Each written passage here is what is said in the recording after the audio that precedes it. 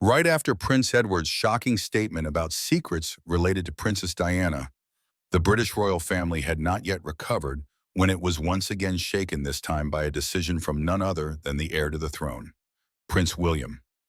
Amidst a confused public unsure of what to believe, William suddenly took action in a move considered unprecedented in the history of the modern monarchy, cutting all financial support for Queen Camilla's extended family. With no prior notice, no official explanation, William quietly instructed the Royal Asset Management Agency to halt all expenditures related to Camilla's relatives' cousins, grandchildren, and extended kin, those who had previously benefited from being part of the Queen's family. Immediately, the news spread like wildfire, shaking the corridors of Buckingham Palace. British and international media swarmed in, asking what is really happening behind those cold stone walls. On the surface, this seems to be merely a budget-tightening move. In the context of the UK's economy still reeling from Brexit and the pandemic. However, for those who closely follow royal affairs, they understand that this is not simply about money. This is a warning, a direct blow to the soft power foundation that Camilla has quietly built over the years. A bold step intended to sever the expanding influence of the Camilla faction within the Windsor dynasty. And above all, this is William's unspoken declaration: my time has come, and I will not compromise.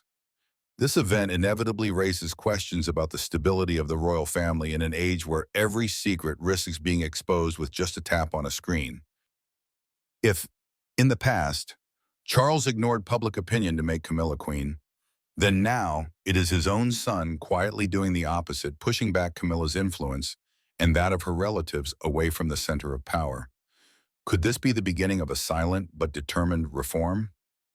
Or is it a sign of an irreparable rift spreading between generations within the royal family?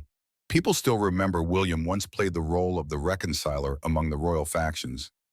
But after Princess Catherine's ordeal, after the rifts with Harry, and the collapse in public trust toward traditional structures, William is now gradually becoming a decisive, cold leader, willing to sacrifice anything to protect the legacy his mother left behind, even if that means cutting down the remnants of his father's reign. So, what exactly drove William to act so decisively? Could he have uncovered something serious related to Camilla's family? Or is this his way of preparing for a post-Charles era, in which William wants to ensure there is no other shadow of power beyond himself and his children? Those are the questions we'll decode in the following parts. But first, what do you think about William's action this time? Was it a wise decision showing the caliber of a future king? Or was it a rash move that could harm the already fragile unity of the royal family? Leave a comment with 1 if you support William, or 0 if you believe he's gone too far. Don't forget to like, share, and subscribe to keep following the dramatic journey of the Windsor family in this new era. A new bomb suddenly exploded in the heart of the royal family, a private recording of Andrew Parker Bowles, Queen Camilla's ex-husband, was leaked and spread at lightning speed throughout the British press. No direct accusations were needed. Just Andrew's calm but suggestive voice was enough to shake the trust the public had placed in Camilla over the years. In the nearly 7-minute recording, Andrew never used harsh language or openly criticized his former wife. But it was precisely the restraint and sharpness in each sentence that made the content all the more serious. He implied that from very early on, Camilla had taken clever steps to build a separate financial network, seemingly harmless charitable foundations, organizations under the names of close friends, even anonymous trust funds, all meticulously arranged as a defensive structure, not just to protect her position in King Charles's heart, but also to prepare for a future she did not want to leave to chance. She always knew what she needed, and she never left anything up to luck. Andrew said in the recording, as if speaking to a close friend, unaware that his words were being recorded. And the real shock came when this recording reached Prince William's ears.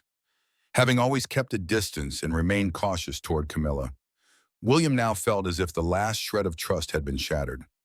He began to re-examine past events surrounding his late mother, Princess Diana, and realized that perhaps the instability and pain she endured did not come solely from Charles, but also from a silent yet calculating force behind the scenes. That recording wasn't just an evidence. It was a vital piece of the puzzle, allowing William to connect the dots of a behavioral pattern that had spanned decades. What's notable is that William did not react with an outburst of anger. He remained silent, but it was the silence of someone preparing. His subsequent actions, from restructuring Royal Charitable Foundations to calling for independent audits of organizations linked to Camilla, revealed an unusual firmness. He was no longer the son standing behind Diana's shadow. Now, William was acting like a future king, determined to protect the monarchy's integrity before it was too late. No one knows for sure whether the recording is entirely true or merely part of a larger conspiracy. But one thing is certain: it exposed a depth never before touched by the public, where ambition, love, and money intertwine in a labyrinth with no escape. And for William, a new door had opened, not to dig into the past, but to stop it from continuing to destroy the future of the British royal family. But the most shocking truth did not lie in the content of the recording, but in the speed at which it spread. Just days after Andrew Parker's private recording was leaked, a shockwave began to ripple through the top tiers of the palace and the royal-friendly media. At first, it was just cautious exchanges among advisors, hushed whispers in closed meeting rooms at Clarence House or Kensington Palace. But all it took was a tiny crack, an ill-timed nod, a glance too curious for the flames of suspicion to erupt. In the nearly 10-minute-long recording, Andrew never used harsh words or made blatant accusations. On the contrary, his tone was steady, calm, and shy and full of implication. That very cold composure sent chills down the spine of listeners. He didn't accuse Camilla directly, but his hints about a sophisticated financial network coordinated through trusts and charities under her name made people uneasy. Lines like "she always had a plan B" or "Camilla never left everything up to Charles's loyalty" created a silent but dangerously potent earthquake. Senior royal advisors were immediately divided. One group believed the recording was the product of a still-wounded, jealous ex-husband, but another group couldn't ignore the chillingly accurate details that matched long-held suspicions, from Camilla being listed on a slew of charities with complex financial structures, to funds flowing into offshore accounts via legal shell companies. A series of secret internal audits was launched, and it was here that the fire of doubt began to consume the long-held silence that had cloaked the palace. To the public, the recording was never released, but rumors spread quickly. Veteran journalists began asking questions. The tabloids, ever sensitive to the scent of blood, began pressing on one major question: was Camilla truly acting out of love, or had everything from the beginning been part of a carefully calculated power script?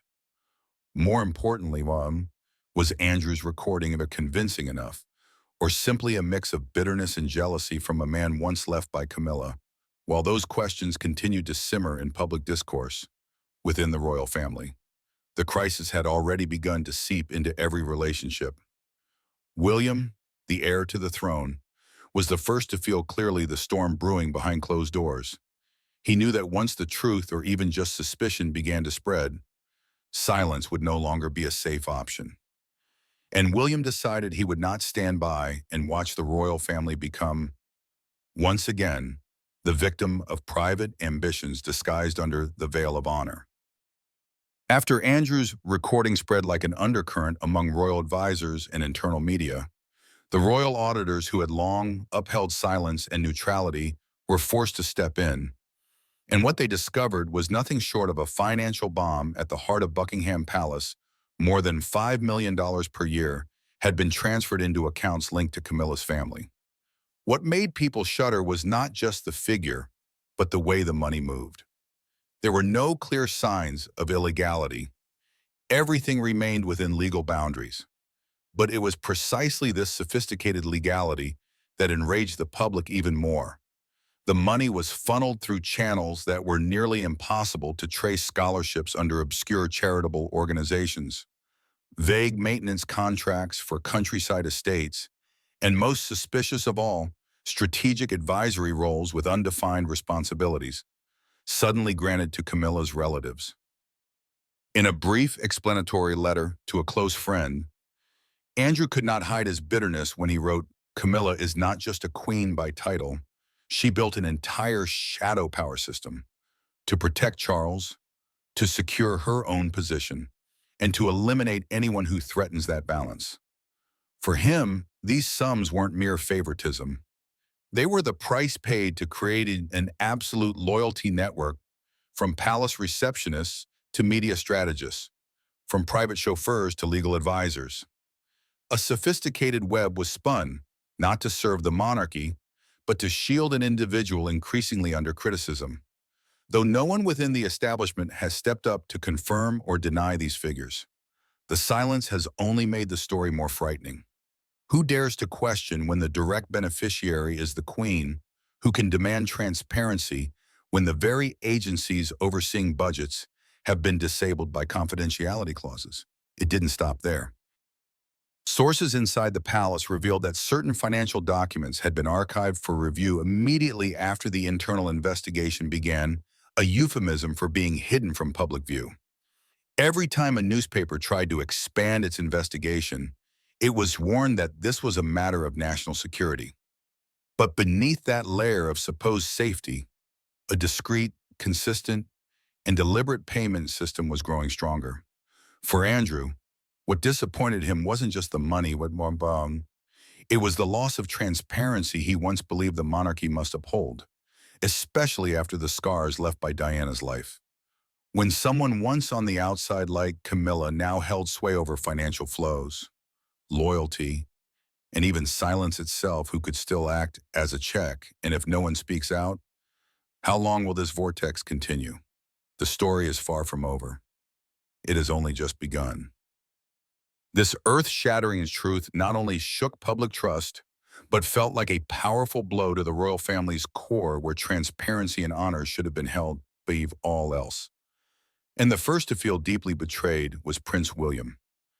He could not believe that, while he was struggling to maintain the image of a modern, transparent, and accountable monarchy after years of turmoil, behind the scenes, a sophisticated financial network had been quietly draining millions of pounds in public money each year, all under the guise of scholarships, maintenance contracts, and seemingly harmless advisory roles that, in reality, fueled Camilla's power and the loyalty surrounding her. William found himself in a tragic position. As heir to the throne, he had a duty to protect the monarchy's reputation. But as a son, he could not ignore that his father was being shielded by an influence network with Camilla at its center. The fact that these funds were not illegal, but funneled through discreet pathways, only deepened William's suspicions. This was no longer just a financial matter, it was a moral issue. And in William's mind, this was a betrayal of trust, not just his, but the entire kingdom's. With no other choice, William was forced to make a firm decision to cut off all support, to halt every financial channel connected to Camilla's network, regardless of political or familial consequences. It was the first time since becoming Prince of Wales that he directly confronted his powerful stepmother.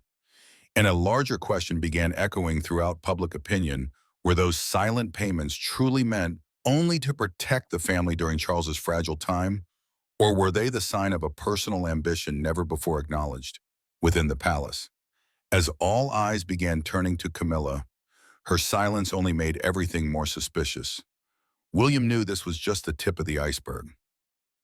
And if he didn't dig deeper, the future throne and the legacy of his mother, Princess Diana, would be irreparably tarnished. The shock had barely settled when Prince William made a move unprecedented in modern royal history. As soon as he realized that the financial network Camilla had quietly built not only crossed ethical lines but also showed signs of exploiting public trust and taxpayer funds, William knew he could no longer turn a blind eye. For William, this was no longer a private matter among family members. This was a matter of royal honor, of transparency and accountability to the people. Camilla, once shielded and protected, now stood before the coldest judgment of all, that of the man who will inherit the throne. With a grim expression, William summoned his closest advisory group to Clarence House on an unannounced evening. Senior lawyers, independent financial experts, and even representatives from the royal treasury were invited to attend. The meeting lasted for hours in a thick, tense atmosphere, as if every word was peeling back the layers of secrecy that had endured for decades. Catherine, though not officially present, still played a central role behind the scenes. She quietly gathered documents, contacted key individuals, and ensured that William would not be swayed by emotional or traditional pressure. Finally, after a series of intense debates, William put his pen to a document only 3 pages long, but powerful enough to shake the entire hidden power structure of the monarchy. The content was brief but clear from the moment of signing. All financial support to Camilla's family, including maintenance costs of estates, transportation, personal service staff, and hidden payments through third-party organizations, would be terminated immediately. No grace period, no renegotiation, not another penny of public money would flow into financial channels controlled by Camilla. When the order was delivered to the relevant departments within the palace, a wave of shock rippled through the old marble corridors. Senior advisors were stunned into silence. Many who had served under Queen Elizabeth II even felt lost. "We weren't consulted at all," said one member of Camilla's logistics team in panic. "It's like someone just dropped a bomb in Buckingham Palace." On Camilla's side, the reaction was a mix of shock and fury. Her legal team was immediately summoned, and communication lines burned hot with urgent calls. But it was all too late. The order had been executed. Accounts were frozen. Contracts signed under royal authority that benefited Camilla's family, from private security services to luxury furniture suppliers, were all canceled within hours. Outside, the public had no idea what was unfolding. But inside the palace's cold stone walls, time seemed to stop. William's decision was not just an act of courage, it was an unspoken declaration of war against the old system, where privileges were handed out without reason, and money was used as a weapon to fortify personal power. And in that silence, one question began to linger, creeping into the minds of those who once thought Camilla was untouchable. Is this the beginning of her end, or the opening move of a far more ruthless counterattack? Yet amid the storm of controversy, the person who kept William from straying beyond moral limits was the woman who had always quietly stood behind him, Catherine. With calm eyes and a steadfast heart, the Princess of Wales did not try to stop her husband like a fearful wife wary of political consequences, but counseled him like a life partner who understood the value of mercy in moments of anger. You must not act out of anger. If you must do this, do it for the purity of the throne, for respect toward your mother, not for revenge, Catherine told him during a sleepless night in their private room at Windsor. That advice, though gentle, carried more weight than any verdict from the cabinet. Catherine did not sign any documents herself, nor did she attend private meetings with financial advisors.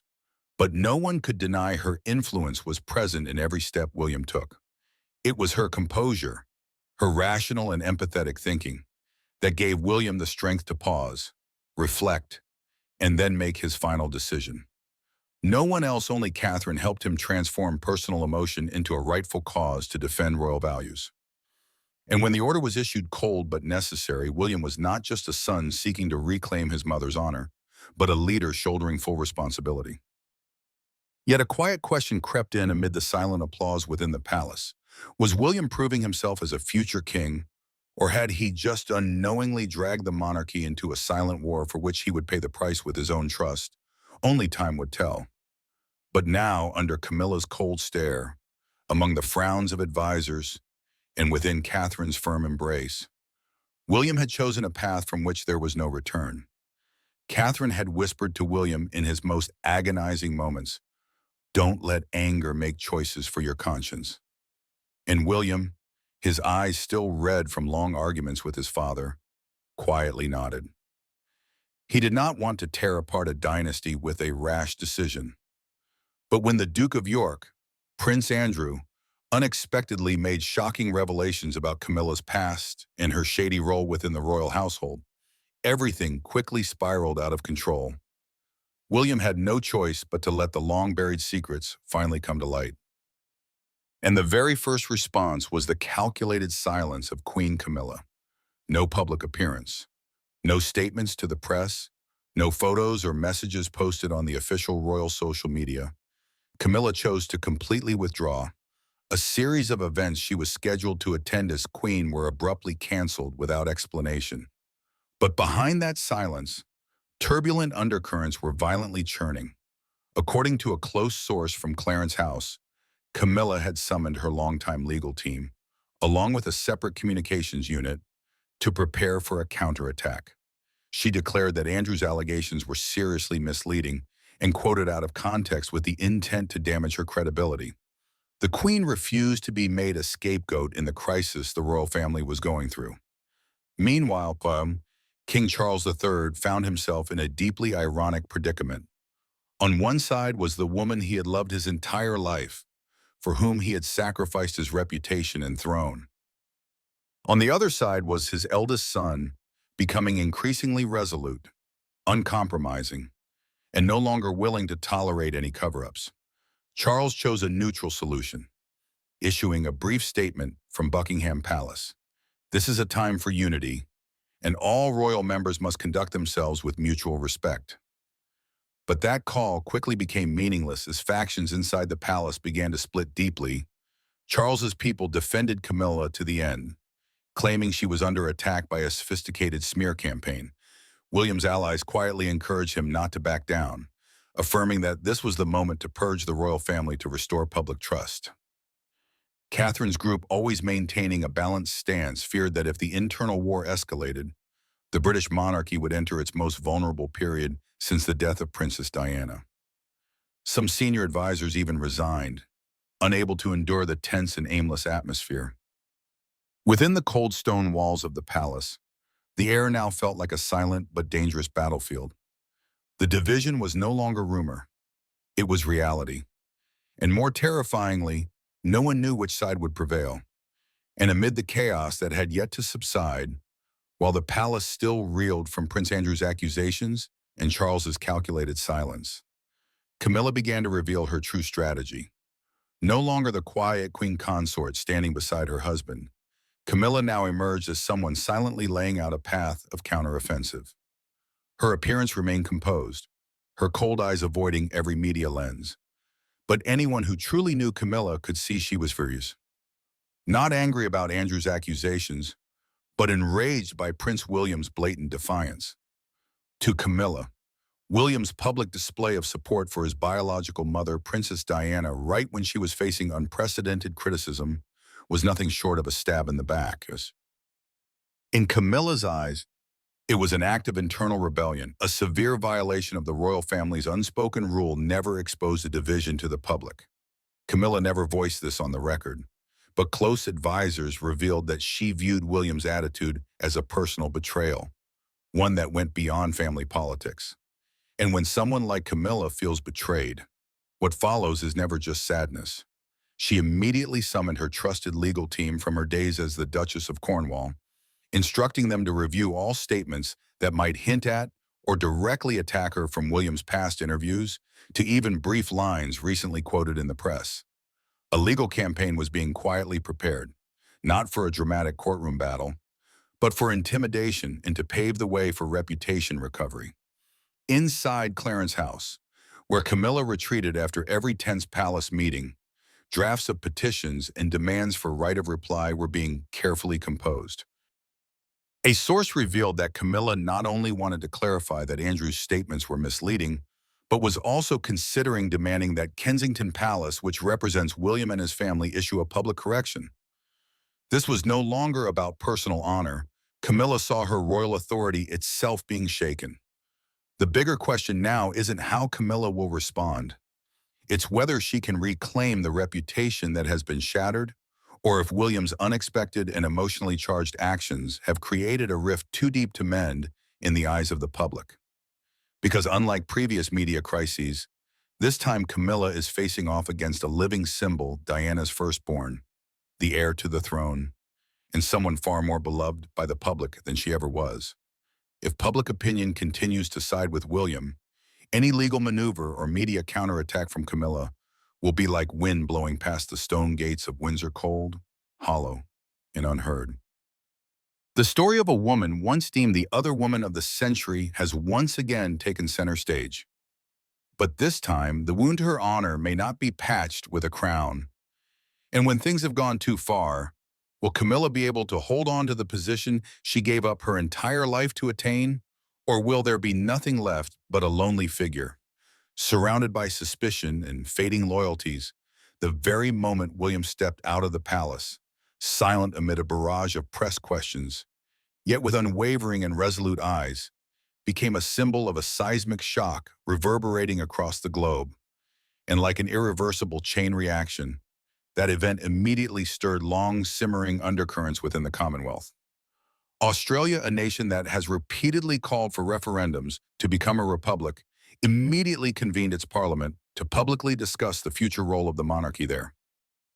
Many members of parliament did not hesitate to declare, if even Prince William has to fight against the opacity within his own family, then what reason do we have to maintain this subservient relationship? In Canada, public opinion flared as constitutional experts simultaneously appeared on television to analyze the legality of the monarchy's role in modern politics. Youth organizations in Montreal and Vancouver held small but fervent protests, carrying banners demanding cut off colonial legacy, total independence. The events in the UK acted as a spark, igniting a series of long-delayed conversations once deemed too sensitive. Jamaica was no exception to this wave. The Caribbean island, already planning to become a republic, now accelerated its process with rhetoric stronger than ever. A cabinet member declared on national television, "We cannot turn a blind eye to the internal collapse of the British royal family. If they are no longer united, then what reason do we have to remain loyal?" International media, like having struck gold, did not miss a single detail. Financial news outlets delved deep into trust fund accounts, secret expenditures suspected to be the palace's black funds, and irregular money flows tied to sponsorship projects bearing royal names. Multi-million-pound figures appeared repeatedly on front pages, leaving the public stunned and suspicious. They were no longer merely questioning ethics, but now also the legality of these funds. Evening commentary programs were filled with analyses from lawyers, banking experts, and financial crime investigators. William's name, instead of sinking in this whirlwind, stood out as the one figure not implicated, as someone who dared to ask questions on behalf of the people. But public opinion was worryingly divided. Half of Britain praised William as the only righteous heir, a light in the darkness of a palace shrouded in suspicion. They saw him as a symbol of reform, a testament to a new generation ready to end the murky power games. But the other half was hesitant and uneasy. They feared that William's public stance against part of the royal family would completely fracture an already fragile structure. Loyalists to the monarchy asked, if William goes too far, will anyone still have the power to mend those cracks in pubs, family dinners, or online comment sections? A silent debate was unfolding. Should absolute honesty be supported, or should absolute stability be protected? Meanwhile, opinion polls were being conducted continuously, with results increasingly troubling for the royal family. A survey published by The Times showed that, for the first time in 70 years, the percentage of Britons with complete trust in the monarchy had fallen below 40%. More alarmingly, among the youth, the 18 to 30 age group, fewer than 25% expressed a desire to maintain the monarchy. Silence, once the royal family's supreme weapon to preserve its solemn and mysterious image, had now become its Achilles heel. The public no longer accepted ambiguity. They wanted explanations. They demanded transparency, openness, and accountability. And when an institution once deemed untouchable is faced with such demands, instability is inevitable. From London to Sydney, from Toronto to Kingston, the incident was no longer a mere internal crisis of the royal family. It had become a political tsunami, spreading to every corner of the power structure once built on the names of tradition and bloodline. William, though trying to stand firm, was being pushed into a global chess game. And as public trust eroded day by day, every action, every statement from now on would not just determine the fate of one individual. It would reshape an entire institution now being challenged from both within and without. Under pressure from the fierce wave of global reactions, the inner workings of Buckingham Palace fell into an unprecedented state of division. As public trust wore thin by the hour, and international media relentlessly dissected every financial detail, within those ancient stone walls, three distinct schools of thought began to form, and they were pulling the monarchy into a dangerous tug of war. The first faction, said to be led by a group of younger advisors close to Prince William, strongly called for total transparency. They believed that only by making every aspect of the current crisis public, from personal assets and palace expenditures to the true roles of each royal member, could the people's trust be regained. To them, silence was once a weapon, but now had become a double-edged sword, and William, known for his honest and firm image, was being pushed into becoming the symbol of the reform the public was demanding. In stark contrast stood the second faction, those who favored quiet reconciliation, guided by the principle of putting out the fire without letting it spread. Reportedly led by a senior figure in King Charles's advisory circle, this group believed that exposing everything would only bring more harm to the monarchy. They proposed backroom dialogue, gentle adjustments to protocol, and a few goodwill gestures to calm public sentiment without sacrificing too much power. To them, public opinion was a storm, and one doesn't always need to confront it, just bow low enough for long enough, and it will pass. And finally, there was the traditionalist faction, numerous but losing influence in the age of social media. They rigidly clung to the no response, no explanation model, believing that history had proven the royal family need only stay silent and maintain the appearance of stability to weather any storm. But in today's context, that rigidity was turning them into a symbol of stagnation, making younger generations feel distant and disillusioned. The big question hanging over all these factions was no longer about money or honor, but survival. Would this incident accelerate the decline of the monarchy's influence, turning it into a relic left behind by time, or was this the golden opportunity to reform, transform, improve the true value of royalty in the 21st century? The future no longer lies in the hands of fate. It lies in the hands of those who dare to choose either to step into the light or fade into the darkness. When Prince William put pen to paper, signing the official document that terminated all financial support for certain individuals once protected by the royal veil, something changed forever. No longer a quiet decision made behind the scenes, no longer a soft diplomatic gesture in the shadows of the palace, but a firm, uncompromising statement made by the heir to the throne in an era where the public could no longer be lulled by pomp and vague words. With that signature, William shattered the silence the royal family had maintained for decades. For the first time, a senior member not only questioned the institution's transparency, but directly acted to challenge it. A crack had formed in the ancient wall of the British monarchy, a wall built of tradition, secrecy, and unchanging principles. And that, in the words of a longtime palace advisor, was unprecedented. The event immediately sent shockwaves through politics, the media, and the royal household itself. Those who had long avoided responsibility could no longer hide behind the title of royal service.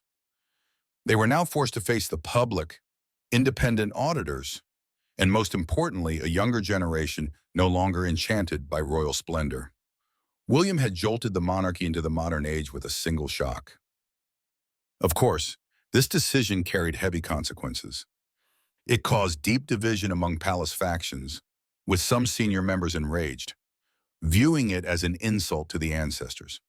Loyalists to the old system feared that embracing transparency would fling the doors wide open to scandal, potentially shaking the very foundation of the monarchy. Yet, in that storm, a glimmer of light began to appear. Young Britons, once indifferent and detached from the royal family, started speaking up in support of William. On social media, Hashtags like hashtag royal transparency and hashtag future with William quickly began trending. They no longer saw him as just the heir to the throne, but as a leader willing to face reality, to change, and to take responsibility. Could this be the turning point the monarchy so desperately needed? A chance, though painful and controversial, to reform, to adapt to a world transforming by the day. Because in that very decision which caused a rupture, a message of hope was found. That the British monarchy, with all its weight of tradition, still had the capacity to change. And William, and with courage and the support of Catherine, might just be the one to lead the way into a new era, where the crown is no longer a symbol of blind power, but of responsibility, transparency, and trust. This crisis is not just a test for the British royal family, but a test for the people, those still watching every breath of this centuries-old monarchy. In an era where a rumor can go viral in seconds and public trust is built through transparent action, Prince William's decision was the necessary shock. He didn't just choose to cut the funds, he cut the outdated cord that had long bound the monarchy in silent, unspoken codes. It was not simply an administrative nudge, but a blow to the core of tradition, a place once deemed untouchable. Now, the question is, will this bold action further fracture public trust, or will it be the flame that lights a new reign founded on courage and clarity? The answer may not lie in the hands of the palace advisors, but in yours, the viewers and judges of history in real time. What do you think? Was William right to go against the royal inertia? Or is he risking too much of a centuries-old legacy? Comment 1 if you support change, or 0 if you believe tradition must be preserved. Don't forget to like, share, and subscribe so you don't miss the next twist in this explosive royal drama. And remember this, the royal family once survived through silence, but William chose truth, and the path ahead will define what kind of king he will become.